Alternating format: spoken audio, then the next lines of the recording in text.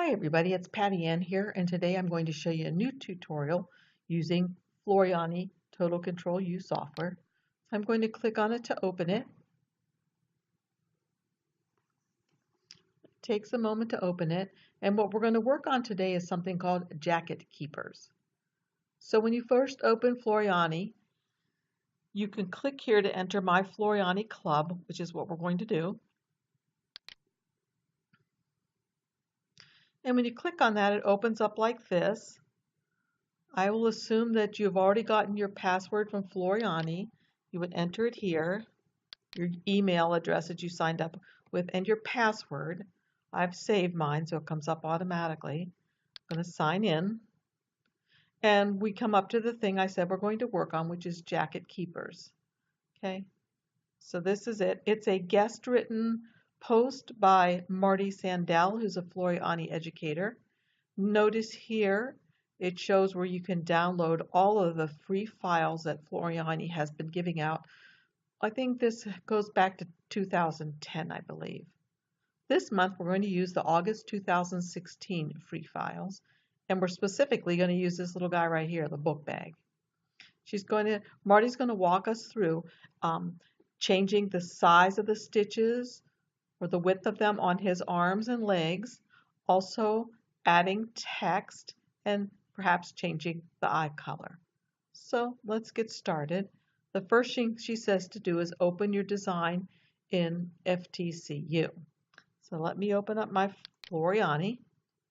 I'm going to go to a new design. And then I'm going to come over here to my library. And when I highlight my library, it's going to show everything that I have in my library. Now, if yours doesn't show up like that, first you can come to your browser, and then you go to this PC, at least on Windows 10, this is how it works. And then I would go to Windows or my C drive, click on the plus, and then in here I have Floriani, click on the plus, Designs, click on the plus, and here we are back to my designs. I can use this little scroll bar at the bottom to move things so I can see them more clearly.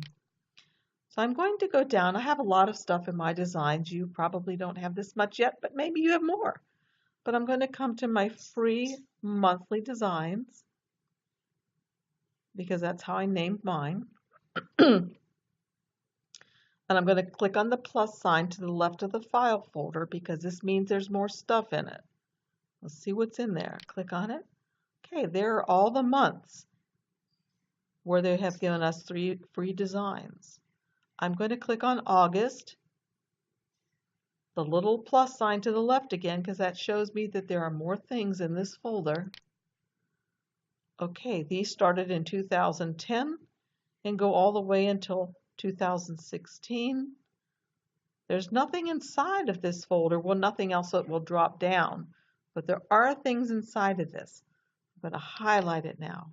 And to be able to see the designs that are inside of this folder, I simply come over to where it says Designs right over here and click.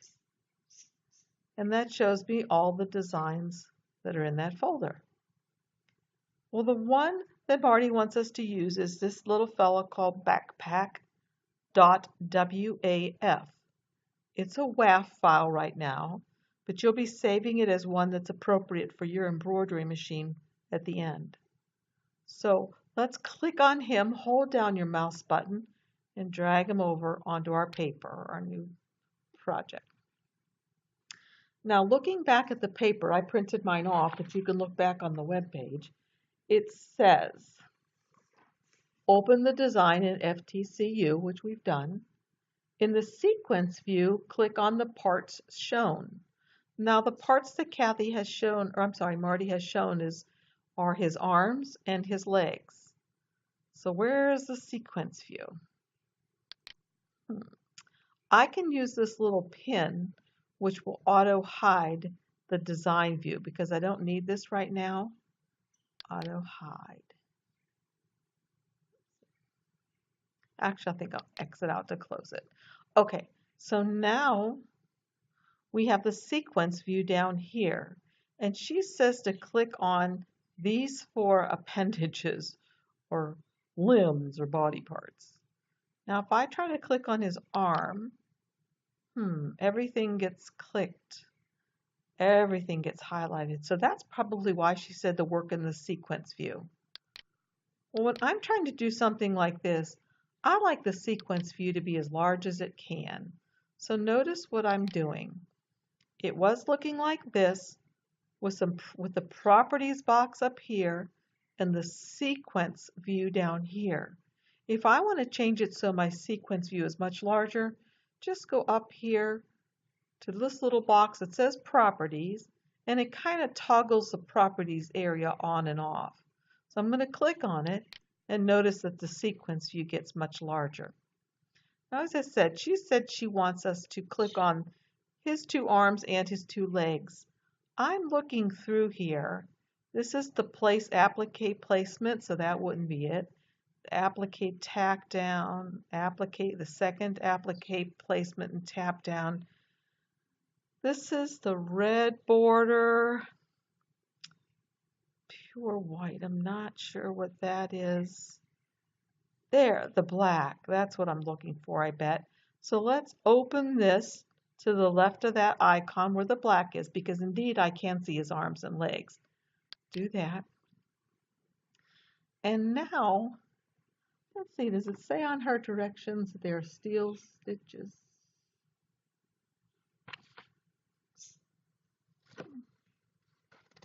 Doesn't really say, but I'm going to go down here and click on this first steel stitch because I'm thinking maybe that's his arm. Okay, that was an arm. Let's see then, what one might be his second arm? Maybe this one, because it looks like the shape of this is the same as the shape of that one. So I'm going to hold down my control key and click on that one too. Yep, that was it. So now I need to find his legs. Let's see. That one looks like a leg, I wonder. No. You know what I can do instead? I can do this. I can click on this part and I can come up here to ungroup. So what I've done is I've clicked on the little, to the right of the little icon where I'm working, and I'm clicking ungroup. So I clicked ungroup. So that means now that I should be able to click on these things individually and get them.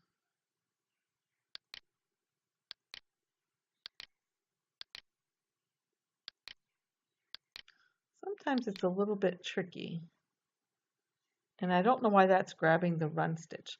Let's see if we zoom in a little bit, if I can get this a little better. So I went over to the zoom tool and zoomed in. I'm going to come back up here to my select tool, select anywhere, and then I'm going to select right here. I see what was happening. Do you see this little tiny line through here? That's the run stitch. If I accidentally click on that when I'm selecting, I will select that run stitch. But I want this satin stitch, so I want to make sure I don't click on it. So there, I just got his arm, but watch if I click on that run stitch. See how that works? So I just want his arm. So let me come over here to the other side and get his other arm. Now this time I'm going to hold down my control key, trying not to get that run stitch. Okay, so look over here. I have both steel stitches, no run stitches. So far so good. Let's go. I'm using the little scroll knob on my mouse, and that's what's allowing it to change sizes here. I'm going to use this and go down, then maybe increase the size so that I can be sure not to get that run stitch again. Hold my control key down, click. Okay, I have the steel, the steel, and the steel. So far so good. And the last one that I want to get is this little leg over here. Hold the control key. Oh, I just thought of something. I don't want the legs and the arms selected together because The arms, she has asked that we increase them to 4 millimeters and the leg to 5. So what I'm going to do is just undo the very last thing. So right now you see there are 3 things selected. If I hit the undo button, it will just undo the last thing I did. So it should take off this bottom steel stitch. Let's see. Now let's see, do I have 2? No.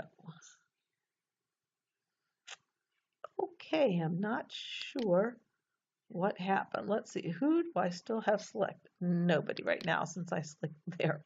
Let's try again. I'm just going to do his arms this time. So again, I'm going to click.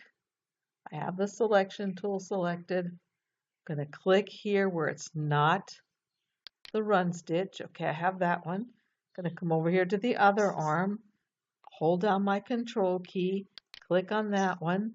So now I have both steel stitches. Now, or both arms. Now what she has asked us to do in this is to change this width. Let's see how, she says change the width of the satin stitches in the properties box. Where's the properties box? Remember that little trick up here? The properties box that toggles it off and on? Let's click on it. There's the properties box. And it says we're working in a steel stitch, which we are. And it says the width in millimeters is 2.8. And it's been requested that we change it to 4 millimeters. That's all we have to do, except you won't see anything change over here until we hit apply. And then you could see them get larger. Okay, now the next thing that she's asked us to do is to pick the 2 legs. Let's see if I can get a leg. That's a steel. Let's see if I can hit the control key, come over here and get another one without getting the run stitch. Let's double check and see if it's both steels. Yes, it is. Now, this time I can just come right up here and get change the width of the satin stitch to a 5. Again, nothing shows up until I hit apply. Perfect.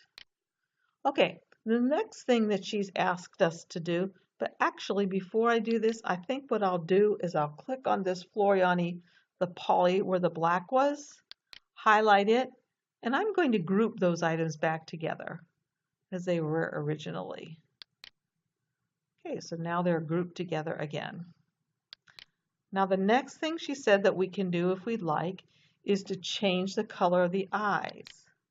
Now notice again, when I try to click the eye, I get the whole thing. Actually,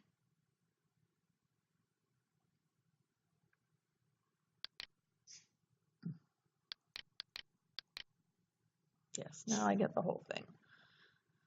Okay, let's see, where would the eyes be? Well, it wouldn't be in the placement stitch or the tack down stitch. I don't think it'd be in the red border. I think it's got to be the pure white, I'm guessing. So let's do this. Let's take the pure white and ungroup it. And then I can look in here and see when I click on things, what's getting clicked.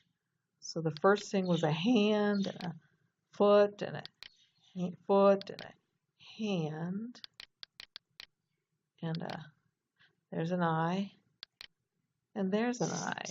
So let's change this first eye to a green, and then let's change the second eye to the same green. And we hit apply, and there we have it. There he has green eyes now.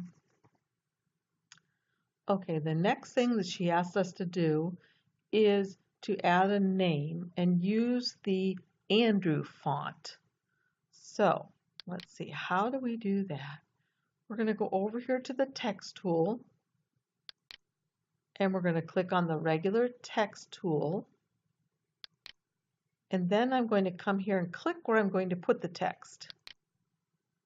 And then that opens up this dialog box. I'm going to make mine say Patty Ann. And I know because I've already tried this, see, that it won't fit all on one line with this text. Got to apply it. And there's Patty Ann. I put it on 2 separate lines. I want to show you something wonderful about this. Look, right now we're using the Andrew style of text. We can change it to anything we like. We could change it to this one and hit apply, and it changes it. We could change it to circus and hit apply, and it changes it.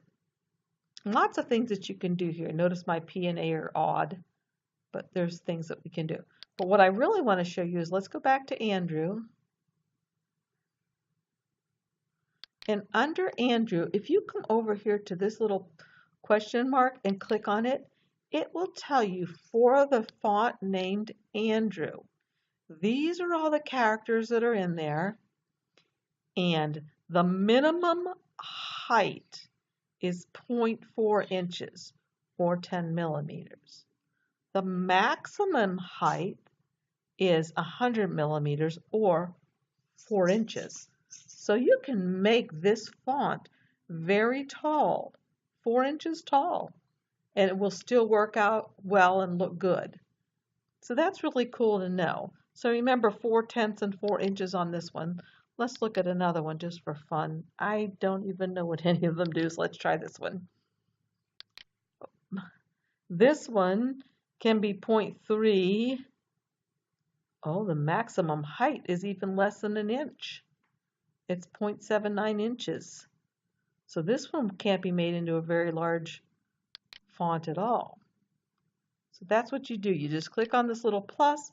It'll tell you which characters are available, and it'll tell you the maximum and minimum height. But again, I'm going to go back to Andrew.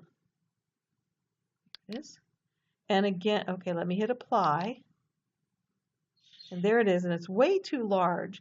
And I think in her tutorial, she said for us to make it between 0.35 and 0.40 high. Let's see, does that fit within this? Between 3.5, no, between 0.35 and 0.4. So that fits within the minimum. So I'm going to make it a minimum of, for my height, of 4. I'm going to put 0. Okay, and there's 4. Patty Ann at a 0.4, but I want to change the color to black. And I'm going to use this. Watch, my little hand can move this like this. Once it's the hand, then I can drag it back down. But I think I might like to, and watch, look what happens. When I go on this little round dot here, it becomes a circle. Whoopsie, hit the undo. It becomes a circle, which means I can rotate it. So I'm going to leave it like, oh no, I'm not going to leave it like that. I want to move it over a little bit more. Okay, let's see. Let's go up here, and I'm going to zoom to fit. That means it's going to fit on the screen. So I think we've done everything that she's requested that we do. Now what we're going to do is she suggests that we save it as a WAF format for editing, which would be kind of a cool thing to do if you wanted to stick other people's names in here and have the exact same guy. And so you go to File, Save As, and you would save it wherever you want to in your computer or on your thumb drive if you're taking it to your embroidery machine. Save it as, I'll just call this, what's it called? I'll call it Patty Ann Backpack. And I would save it. I'm going to save it on my desktop because I don't have a thumb drive in here, but if I did, I'd use this drop down arrow and find where my thumb drive was. I'm just going to save it on my desktop though. Patty Ann Backpack, save. But now I can't stitch out a WAV file. So I need to save it in a format that stitches for me. So I'm going to go to File, Save As, and it's still Patty Ann Backpack, and I'm still saving it on my desktop. But now, since I have a brother machine, I'm going to save it as a PES file. Just click Save. If you have a Janome, find the kind of file that you use. A Bernina, whatever type of machine, find which kind of file you need. My brother and Babylock also use the PES files, so I would save it. And that's it. It's easy as that. I'm going to go stitch it out now. I'll let you know how it works out. Bye-bye.